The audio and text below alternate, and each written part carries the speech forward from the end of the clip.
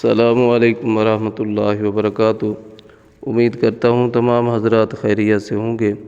اللہ تبارک و تعالی سے دعا ہے کہ اللہ پاک آپ کی جان مال عزت ابرو کی حفاظت فرمائے، آپ کے گھروں میں برکتیں نازل فرمائے، رحمتیں نازل فرمائے، اور آپ کے بچوں کی عمروں میں، آپ کی عمروں میں اللہ رب العزت سکون عطا فرمائے، برکت عطا فرمائے۔ تو میرے بھائیوں، دوستوں، بزرگوں، رات بھی ہم نے آپ کو کچھ نہ کچھ بتایا تھا، آج دوبارہ بتا رہا ہوں کہ اگر کسی کو گھر میں جنات تنگ کرتے ہوں، یا دکان وغیرہ میں جنات یا جنات کا سایہ وغیرہ ہو اور اس کی وجہ سے آپ پریشان ہیں، تو آپ حضرات یہ وظیفہ مکمل خود لکھ لیں۔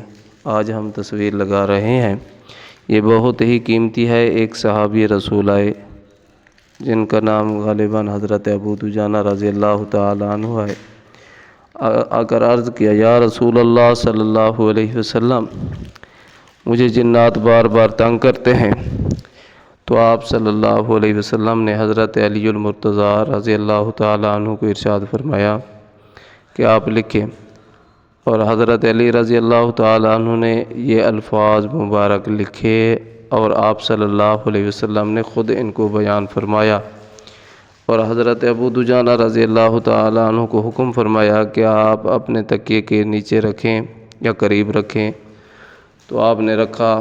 جنات ساری رات یہ کہتے رہے کہ یہ اٹھا لیں، یہ خط اٹھا لیں اور ہم چھوڑ کر چلے جائیں گے، لیکن وہ تو صحابی رسول تھا، اس نے ایک ہی فرمایا، ایک جملہ فرمایا کہ یہ خط تو میرے پیارے نبی کریم صلی اللہ علیہ وسلم نے خود مجھے دیا ہے، یہ کسی صورت میں بھی میں نہیں اٹھاؤں گا۔ تو جنات بھاگ کر چلے گئے۔